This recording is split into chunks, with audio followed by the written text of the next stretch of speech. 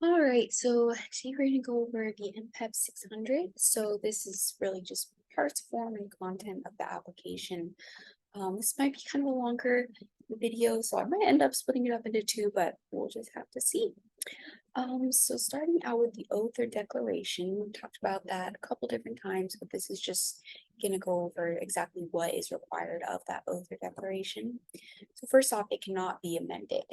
If a new oath or declaration is needed, then a supplemental will have to be submitted rather than correcting any old or oath or declaration. So in general, the oath or declaration must state or must kind of cover anyone who's signing believes themselves to be the inventor, that the application is being filed with their permission. Those are kind of the two main things for the oath or declaration, and it requires a signature. The address must be included, so like the resident and mailing address must be included if there's no ADS listed. And so this is just an important thing to remember, that if the patent office doesn't have any way to contact you, then that will be considered an error on that front. So as far as what language the oath or declaration must be in, nice and easy. It just has to be a language understood by the applicant. However, if it is in a language other than English, then a translation associated with an accuracy statement must be included. So just a statement saying, yes, this translation is accurate. So for any further details under just a regular oath or declaration is going to be rule 1.63, and probably would be a good idea to kind of memorize that location. Then as far as a substitute statement, so that would be if an inventor was incapacitated, dead, hostile, then a substitute statement would need to be submitted. And if you want to look back at past videos, you can kind of see more details on that. I believe the MPEP 400 covers that further. And those rules are defined under 1.64. So as far as what exactly is covered in those rules is under 1.64. For a supplemental oath or declaration, right? So a supplemental is if there's a defective, or if one is being replaced or a name change or something like that, that is submitted and based on the rules of 1.67. Now, going to the supplemental, that is submitted to replace a defective oath or declaration, kind of just said, and it can be submitted by fewer than all the inventors. So a lot of times it's just submitted by the person whose oath or declaration is defective or being withdrawn, or like it's being replaced by this new one. Now, when it comes to altering the application before filing, there's kind of some different rules that have to be covered there, because an oath or declaration is covering the application which is being filed, especially pre-AIA. So an inventor could alter by hand as long as each change was initialed and dated by all the inventors. So kind of a lot of effort gone into that. For post-AIA, the application papers can be altered post execution, as long as that original oath or declaration still covers the application, right? So no information was added that would invalidate the previous statements made in the oath or declaration. And that oath or declaration, that can be filed up to the payment of the issue fee. So there might be a situation where an application needs to be filed on a certain date, but some amendments are needed still within it that would the oath or declaration would invalidate.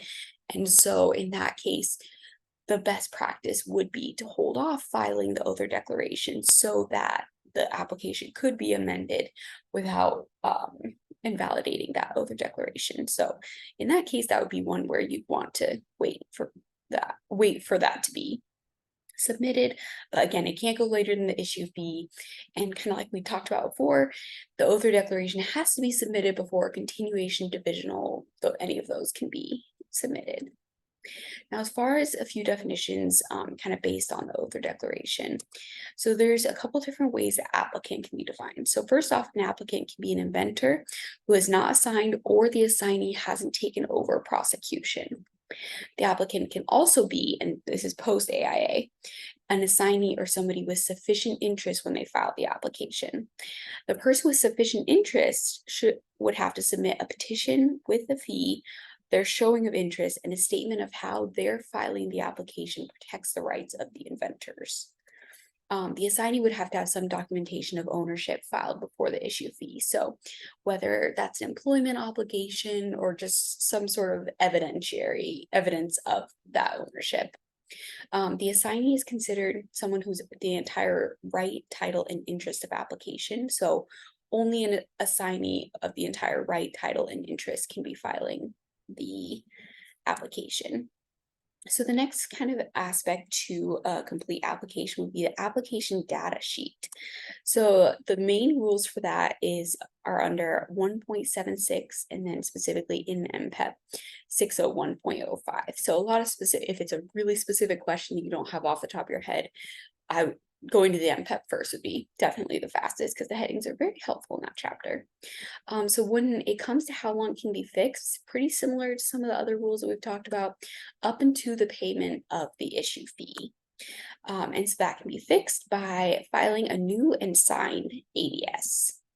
So when can a new or signed ADS not resolve the problem?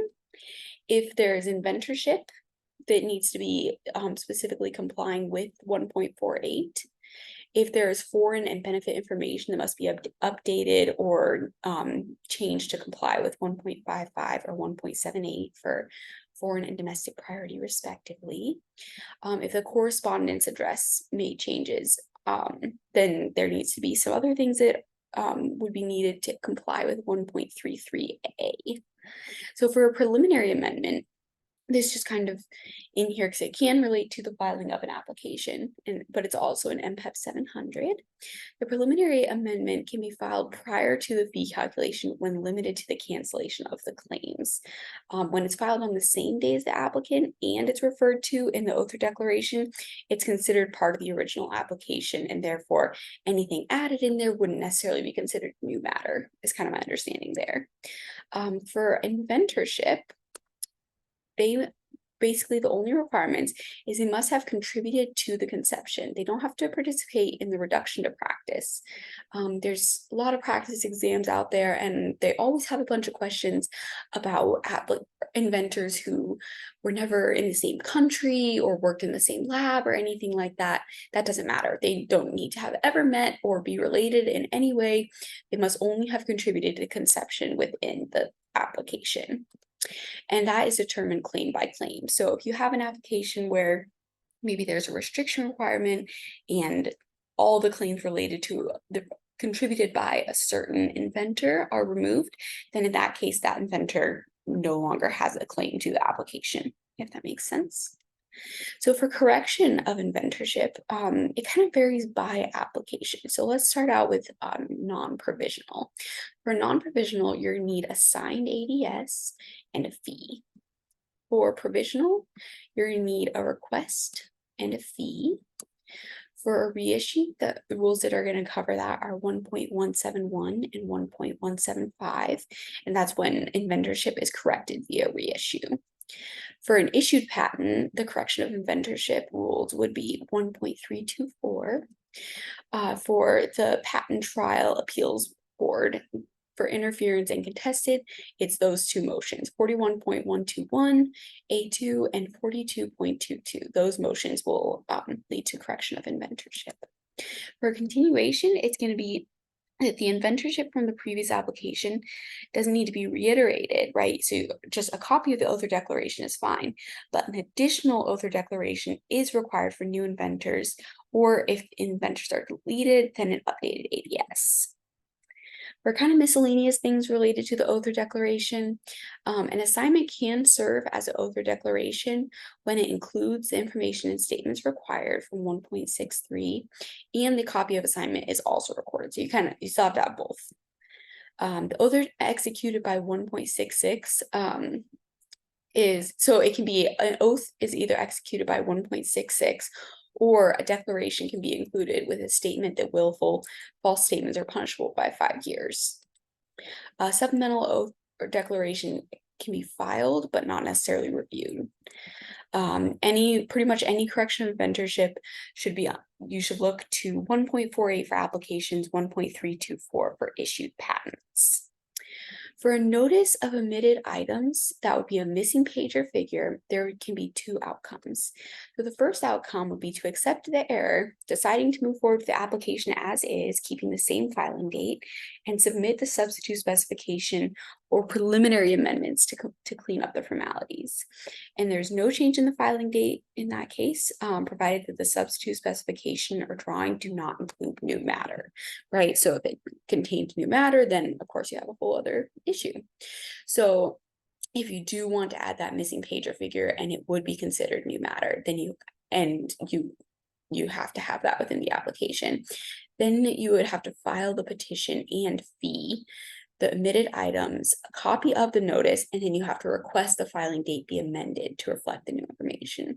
And the deadline for the notice of omitted items is that it must reply within 2 months. And this is also the amount of time for notice of missing parts that we talked about before.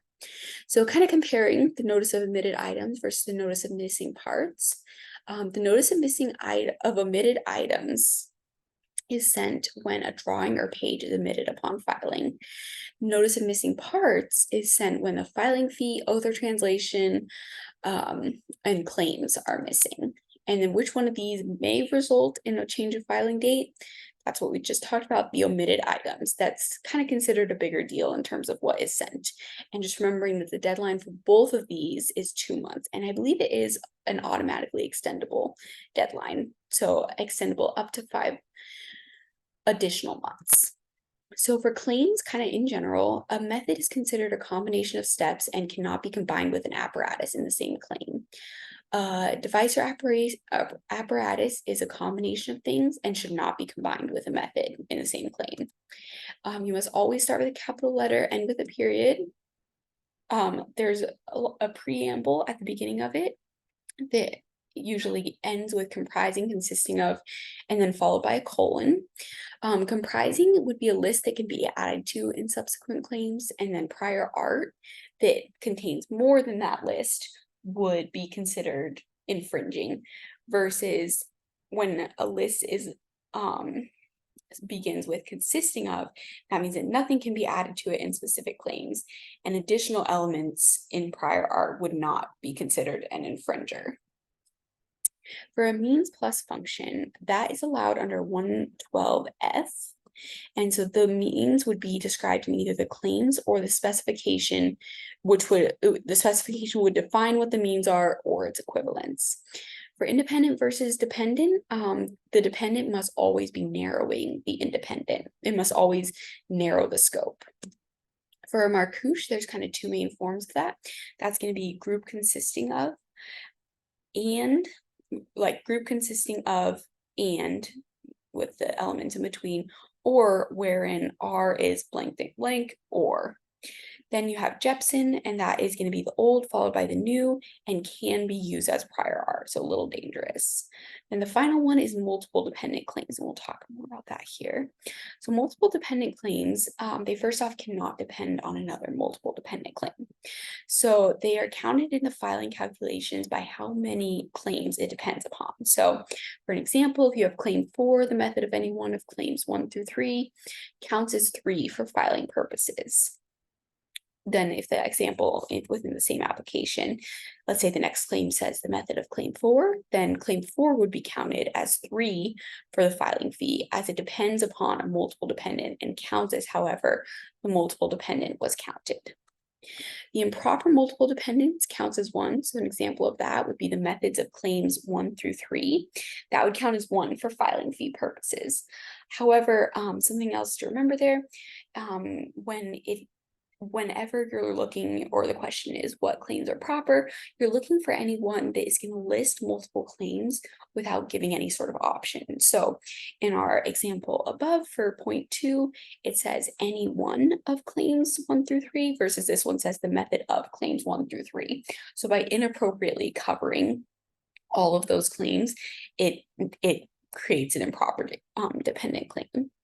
And so you want to be really careful reading the questions for calculating claims because there's kind of two types. So you'll have the first type where it's total claims. So how many claims are listed in this for filing fee purposes? And then you'll have how many claims are above 20. So how much more does a patent or does the applicant have to pay? So kind of an important one to remember that. So incorporation by reference, you might remember we also talked about this in MPEP 217. So essential information may be obtained from a U.S. patent, an issued U.S. patent, or a published application. Again, a U.S. published application. Essential information may not be obtained from a foreign patent application, a publication, or a U.S. patent, which itself incorporates by reference essential information from another patent. So kind of, I think the main thing to come away here is that essential information can be obtained from issued U.S. patent or published application.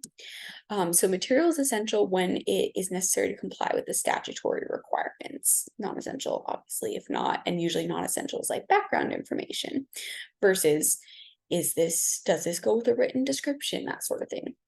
So non-essential information can be obtained from foreign or publications, and then you have to explicitly say incorporate by reference. So the next part of an application would be the specification. So the specification, there's no required way to write it, but the recommendations are laid out in 608.01a. Computer codes greater than 300 lines have to be submitted in addition to large tables and sequences on a CD. And so I believe it's 2 copies of the CD, but I would go through the MPEP and read that section pretty closely because some of the past exam questions that I've read on them are pretty confusing. So further rules that can be found in 1.58, but also in MPEP 608. So specification can include formulas or it's like chemical or mathematical, but cannot include drawings or flow diagrams. Those are not considered part of the specification. So as far as the abstract, not a lot of rules here. It's up to 150 words. It's considered a part of the disclosure in that matter that's disclosed here can be added into claims without being considered new information. So really helpful if there is a missing page in the specification, you can add information that was disclosed in the abstract to kind of cover that missing piece. For a substitute specification, there's a couple different rules. So as far as when it's admitted as a right would be when the PTO requires, and that's pretty much the same in any case. Anytime the PTO requires something, then it's admitted as a right. So it can be filed at any time up to the issue fee, as long as there's a statement ensuring that there's no new matter. Marked up copy of the specification is submitted in addition to a clean substitute specification. So you would submit your amended substitute specification and also the marked up copy showing the additions, deletions, and any amendments that were made. It cannot be submitted in the case of reissues, reexaminations. So now drawings, kind of like what we talked about, they're not a part of the specification. Drawings, so black and white photographs can be accepted in design applications, when there's a good showing that this is the only way to show the medium. Color drawings or color photographs are accepted in a utility if a petition is granted. That's an important aspect. And the following are submitted: a fee, 3 sets of photographs, and language included in the specifications per the rule 1.84. So there's a specific statement that it wants you to say or wants you to include in the specification in rule 1.84, but this would also be listed in the MPEP 600. So for a model or exhibit, I just put this with here because sometimes they're photographed and included in the drawings, but also the applicant has a model or exhibit. So the applicant can submit that to the USPTO with a petition showing necessity. However, if you do have a model or exhibit, then it has to be maintained for the enforceable life of a patent, which would be the entirety of the patent term plus 6 years. That's a long time to keep a model or exhibit in good condition. So the information disclosure statement, this is a very big part of the application in that it's submitted by anyone who has a duty to disclose. So that would be the inventor, the assignee, the patent, anybody who has worked with the patent, an expert, anybody has a duty to disclose. And so the information disclosure statement is filed with an application and is kind of a sort of a showing of what has been found by the applicant as far as what's out there. It doesn't mean that a search has been done or anything like that. It's just kind of saying, hey, this is what we know about what's out there, but we still believe it's patentable over this. So the filing deadlines for that and what's required with each of them. This is under Rule 1.97C or 1.97. So for Part C, it must be submitted if it's submitted within 3 months of application or before the first action in just an original, then you only need the IDS. When it's in an RCE, then it just has to be submitted before the first action to only submit the IDS. If it is submitted after the first action, but before prosecution close, so before a notice of allowance or final action, then a statement or fee is required. If it's submitted after the final action, after the close of prosecution or allowance, but before payment of the issue fee, a statement and the fee are required. If after the payment of issue fee some prior art is discovered, then there must be a request for withdrawal and then file a continuation, have the IDS reviewed. In a reissue, it should be filed within 2 months from filing of the reissue. If it's a CPA or RCE, the IDS should be filed immediately unless a suspension of action was requested. For the statement within the IDS, there's kind of 2 parts to it. So either each item disclosed was cited for the first time in a communication from a foreign office less than 3 months before the date of the IDS, or no item was cited in communication from a foreign office and no item was known to anyone having duty to disclose more than 3 months before IDS. So for IDS continued, for as far as what is included, it's going to be a list of items identified as, being potentially prior art, a copy of every item except for published U.S. applications or U.S. patents. You only need the patent number for that. That list of items identified, I should have added more to that. That should be identified by patent number or inventor, basically just any identifiable information there. And then a concise explanation of relevance when it is not in English. And then translations are required if they're readily available. So the timeline for filing the IDS cannot be extended. That could be definitely an easy area to trip someone up. Also, there is no IDS in a provisional, and that could also be an area for a question. Non-complying IDS will be placed in the file but not considered. An e-IDS, so an IDS which was filed with an e-filed form, it can only be filed when it's citing U.S. patents, published applications, but can't cite anything else. So as far as requirements for information, the examiner may require information from the assignee, the inventor, the practitioner, basically anybody involved can be requested for information. The reply or the failure to reply are covered under 1.135 and Rule 136, but again, those are also in MPEP 600, so that can be the first place you look if you want to, or if you remember these rules, then that could be helpful to look up too. As far as what a sufficient reply when the information is not known, if you just say that the information is unknown and not readily available, that is a sufficient reply, because you can't necessarily be expected to hang on to random items when you didn't know, unless it needed to be submitted in an IDS and was improperly disposed of or something like that. So the decision to request from the examiner is based off of the reasonable necessity, and the examples of things they could ask for would be the commercial databases, like what databases could be used to search for prior art, if there was a search done, what information was revealed, any related information in the invention process, or what was done to draft the application. And there's a couple others, but those are the main examples there. So for patent term, just real quick, if a patent is filed before June 8th, 1995, then it would be 17 years from issue or 20 years from filing, whichever is longer. If the application is filed after June 8th, 1995, then it's just 20 years from filing.